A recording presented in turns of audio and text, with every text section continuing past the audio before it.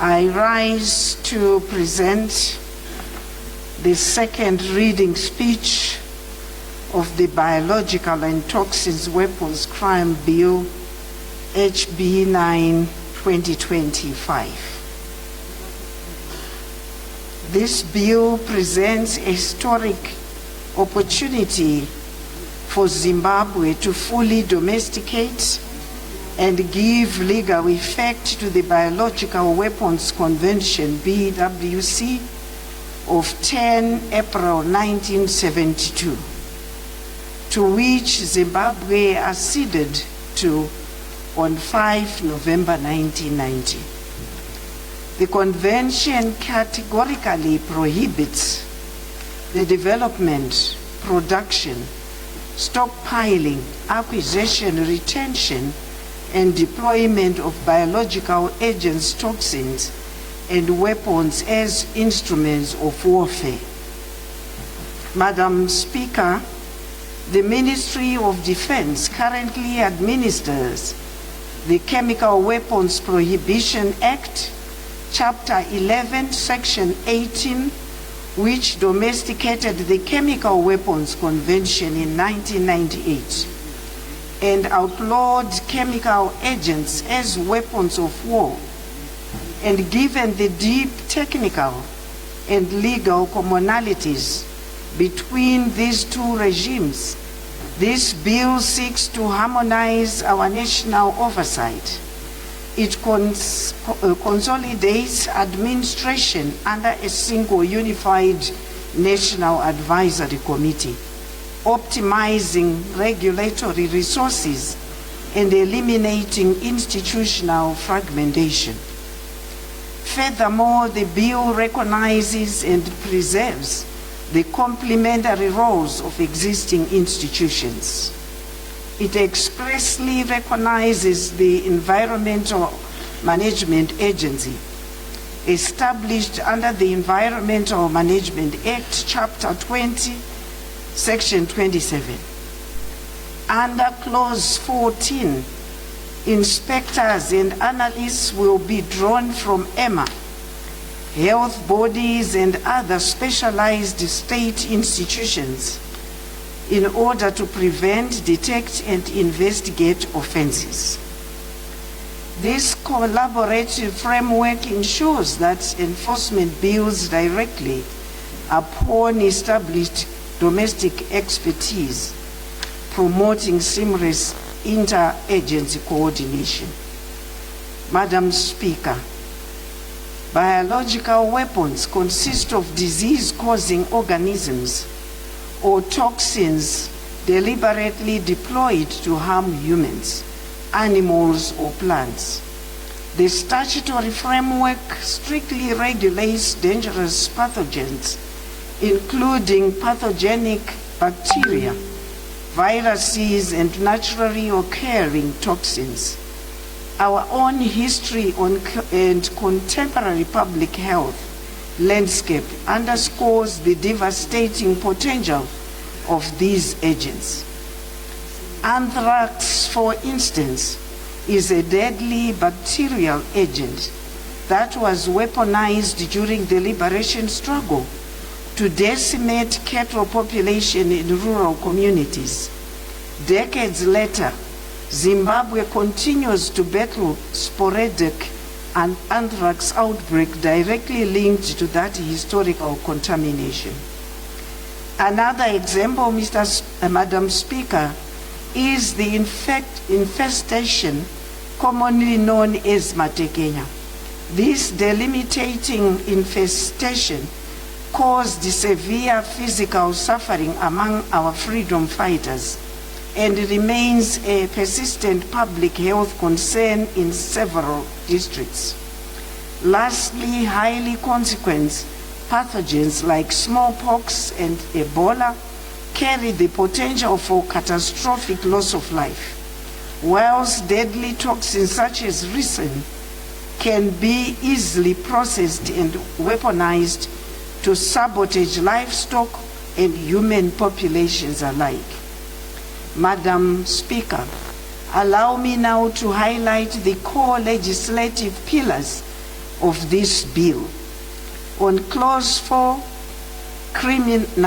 criminalizes the development, production, manufacture, possession, stockpiling, acquisition, retention, importation, exportation, re-exportation, transportation, transit and transshipment, also transfer or use of prohibited biological agents and toxins.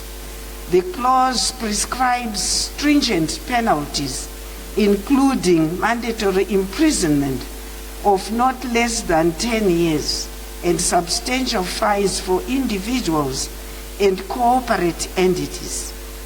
Clause 5 designates the Secretary responsible for defense as the responsible authority for the administration of the Act. The Secretary will be assisted by the expanded National Advisory Committee established under the Chemical Weapons Framework, ensuring scientific, technical, and strategic continuity. Clause 6 establishes a transparent licensing framework for biological agents and toxins intended strictly for curative, protective, diagnostic, research, or other peaceful purposes. The guarantee is that our medical professionals, agricultural scientists, and academic researchers are protected and regulated rather than criminalized. Clause 18 provides for the extraterritorial application of the Act, enabling Zimbabwean courts to exercise jurisdiction over specified offenses committed outside Zimbabwe, where at the time of the alleged offense, the person was a citizen or domiciled in Zimbabwe or was otherwise amenable to the jurisdiction of Zimbabwe. Clause 26 introduces consequential amendments to the Chemical Weapons Prohibition Act, Chapter 11, Section 18.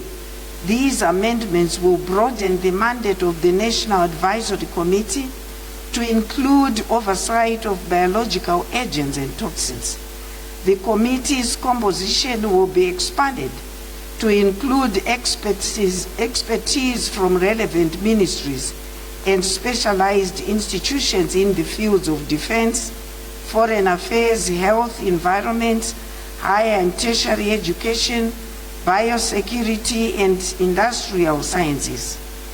Madam Speaker, the enactment of this bill will anchor 4 critical national benefits.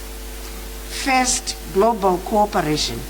It unlocks full compliance with Article X of the Biological Weapons Convention, BWC, enabling Zimbabwe to seamlessly access global scientific knowledge, technology, technical assistance, and equipment for peaceful epidemiological and emergency responses. Second, enhanced defense capacity.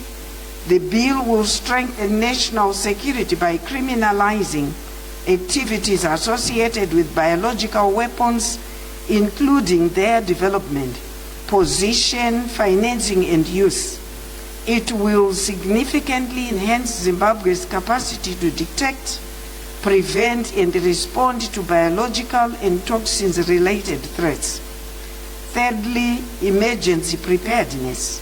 The bill strengthens national biosafety and biosecurity standards, directly improving our emergency preparedness for laboratory incidents, environmental contamination, and natural disease outbreaks. Lastly, the bill establishes a transparent, regulated environment that safeguards responsible scientific research, ensuring that advanced biotechnology is utilized exclusively for peaceful, therapeutic, and economic progress.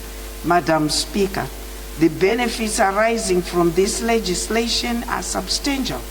Above all, the bill safeguards human life, protects our livestock and agricultural economy, preserves environmental integrity, and shields our national security.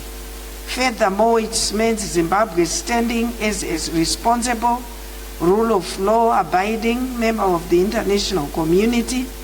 In light of the foregoing, I commend the Biological and Toxin Weapons Crimes Bill, HB 9, 2025, to this august House and respectively urge honorable members to support its passage. Your Honorable Speaker, I therefore move that the bill be read the second time. I submit. Thank you, Honorable Minister. The question before the House is a motion by the Honorable Minister of Defense that the Biological and Toxins Weapons Crimes Bill HB 9 2025 be now read a second time. Is there any debate?